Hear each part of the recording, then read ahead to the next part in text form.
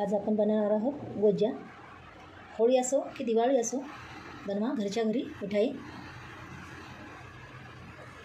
रसरशीत झालेली आहे, बघू शकता तुम्ही।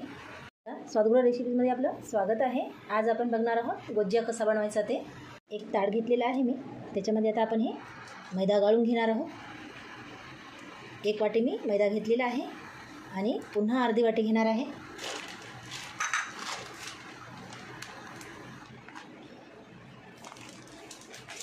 आता आपण याला गाळून घेऊया। गाळल्यामुळं आपला जे मैदा आहे ते हलका होईल आणि याच्यामध्ये काही कचरा असेल तर निघून जाईल। आपण गोज्या बनवण्यासाठी मैदा तर चाळून घेतलेला आहे। आता याच्यामध्ये थोडं मीठ घालून घेऊया। गोडाचा पदार्थ असल्यामुळे थोडं मीठ अगदी घालायचं आहे आपल्याला, त्याने चव येते मस्त। आता आपण याच्यामध्ये बेकिंग सोडा घालून घेणार आहोत, 1 चम्मच। बघा, छोटा चम्मच घेतलेला आहे मी। आता आपण याच्यामध्ये हे टाकून घेऊया। याला असं मिक्स करून घेणार आहोत। तुम्ही बेकिंग पावडरसुद्धा याच्यामध्ये घालू शकता, पण बेकिंग पावडरपेक्षा खाण्याचा सोडा याच्यामध्ये मी घातलेला आहे। आपण बेकिंग सोडा किंवा खाण्याचा सोडासुद्धा याला म्हणू शकतो। बेकिंग पावडरपेक्षा खाण्याचा सोडा याच्यामध्ये टाकून घ्या तुम्ही। आता आपण याच्यामध्ये तूप घालून घेऊया। मी गरम तूप करून घेतलं आणि बघा 2 मोठ्या पळीनं टाकून घेते। अजून घेतलेलं आहे, 3 पळ्या मी याच्यामध्ये टाकून घेतल्या। आता याला पुन्हा आपण मिक्स करून घेणार आहोत।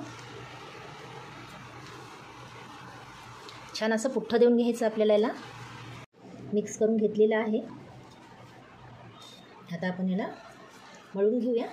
आता याच्यामध्ये आपल्याला पाणी थोडं करून टाकायचं आहे आणि याला मळून घ्यायचं आहे। जास्त पातळ अशी आपल्याला याची कणिक मळायची नाही। मी मळून घेतलेली आहे। मला या वाटीने 1.5 वाटीच पाणी लागलेलं आहे, तुम्हाला थोडं कमी जास्त लागू शकते।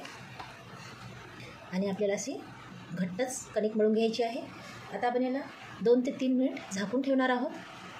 आता आपली कणिक नरम होईपर्यंत आपण पाक करून घेणार आहोत।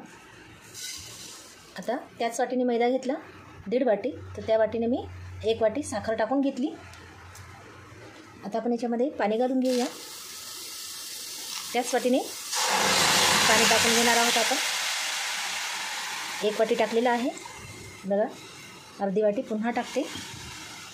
इथं आपल्याला पाक घट्ट करायचा नाही, पातळच करायचा आहे गुलाबजामुनसारखा।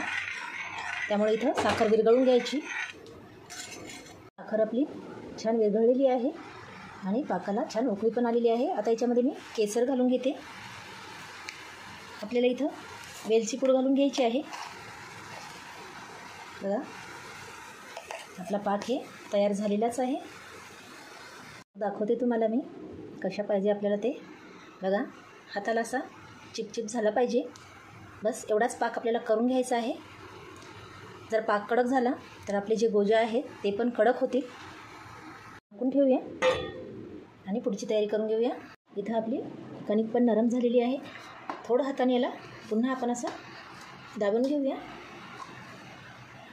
एक पाटी किंवा मग पोळपाट घ्यायचं, त्याच्यावर अशी कणिक ठेवून घ्यायची आणि याला बेलून घ्यायचं। पूर्ण आपल्याला अशी बेलून घ्यायची आहे। आता आपण याला कापून घेणार आहोत 4 भागामध्ये। पुन्हा याचे भाग आपल्याला असे ठेवायचे आणि पुन्हा एकदा आपण याला असं बेलून घेणार आहोत। त्यामुळे काय होतील, आपल्या जे गोज्या आहेत त्याला असे लेयर्स सुटतील, म्हणून आपल्याला ही पद्धत करायची आहे। पुन्हा आपण याला मी असं बेलून घेते, चौकोनी असा आकार देऊन घ्यायचा। आता आपण याचे गोज्या तयार करणार आहोत। आता याला असं कापून घ्यायचं आपल्याला।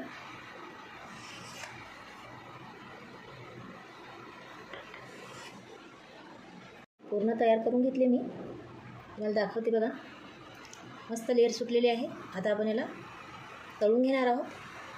तेल आपलं गरम झालेलं आहे, जास्त तेल आपल्याला गरम करायचं नाही। आता आपण याच्यामध्ये हे टाकून घेऊया। तेल जर जास्त कडक असेल तर मग जे गोजा आहेत ते आपले मधातून कच्चे राहतील, म्हणून आपल्याला हे कमी तेलामध्येच टाकून घ्यायचे आहे आणि मवागी होऊ द्यायचे आहे। असा गोल्डन रंग आलेला आहे. आता आपण हे काढून घेणार आहोत. आपल्याला हे असे मंद आचेवरच तळून घ्यायचे आहे.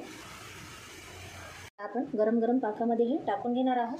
तिथं गरम पाकामध्येच घालून घ्यायचे आहेत आपल्याला. हे अगदी 2 ते 3 मिनिटाला याच्यामध्ये ठेवून देणार आहोत. काढून घेऊया.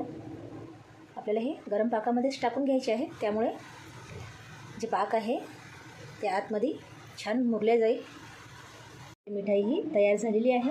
बघू शकता तुम्ही, मस्त अशी लेअर आलेली आहे. त्याला पाक पण छान गेलेला आहे मध्ये.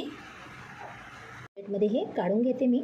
तुम्ही तुपाऐवजी तेल पण याच्यामध्ये घालू शकता, पण मिठाई असल्यामुळे शक्यतर तूपच घाला. तुपाचा स्वाद खूप छान लागतो. साखर थोडी कमी जास्त करू शकता तुम्ही, पण पाक हे कवळाच ठेवायचा आहे. जर रेसिपी आवडली असेल तर चॅनलला लाईक करा, शेअर करा, सबस्क्राईब करा आणि बेल आयकॉनला क्लिक करा. धन्यवाद.